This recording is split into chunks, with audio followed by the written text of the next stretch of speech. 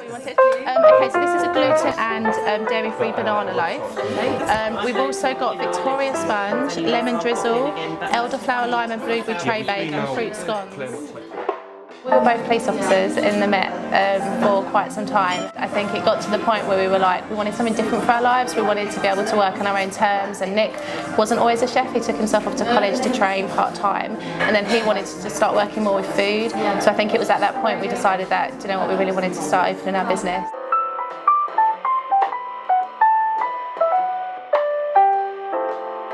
I'm Claire Hearn and our business is Rose and Olive. It's a vintage themed catering business, and we just opened our first tea room here in Uckfield, East Sussex. The business is named after my nans. They both loved a cup of tea and I just thought it was a really nice tribute to them. Here are my nan and granddads. This is my nanny Olive and my granddad George. This is Nick's aunt Vi. This is my granddad Albert. He used to work at Battersea Power Station, and this is when he met Prince Charles. And this is my nanny Rose with me as a little girl. I'm still washing the fringe. This is my mum, me and my nanny Rose. And this is my nanny Rose with my dad and my two uncles. But we really wanted to bring them into the business and to like capture people, and a lot of people have commented that this feels like it's their front room. It was difficult initially because obviously you're used to doing one type of thing and then all of a sudden you're doing something else.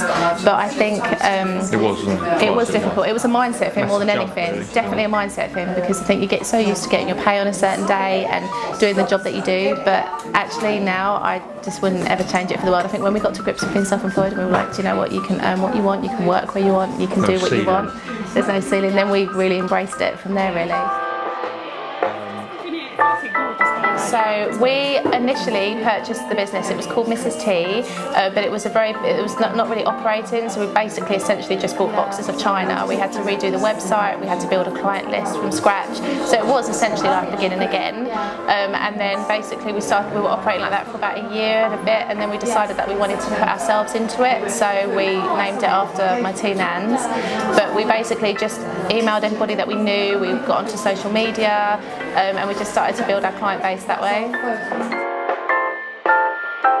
We're all about like the memories, creating memories for people. So obviously the business is named in memory of my nans. We evoke like people's memories with the china that we use and the decor, and just the way we're so personable with people as well.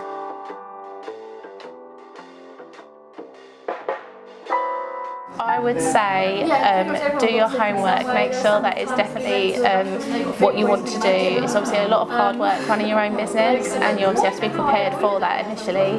But I would say go for it. If it's something you really want to do and you're confident that you can make it work, then don't ever give up. Like we've had challenges when we first, like my husband came on board full-time in the business after me, and we had challenges initially where we were thinking, oh my gosh, have we done the right thing? But you just have to stick with it. Just never ever give up.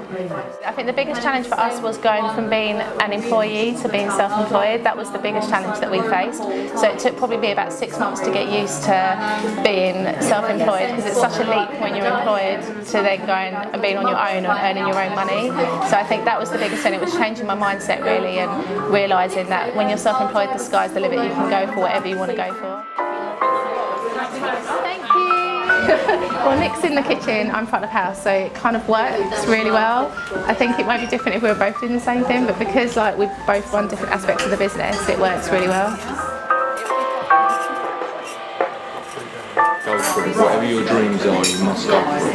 And if you're working with your partner, just I don't know, I would say try and have skills that you do differently so that you're not under each other's feet and you've got different aspects of the business covered. See, with me, I was in the police a little longer, so therefore I was kind of not so much institutionalised, but I was used to that routine, doing it for so long, and then suddenly the change, it took me a little while longer to adjust to the flip. Because it was like, oh, but it all worked out well. Never give up. Thank you.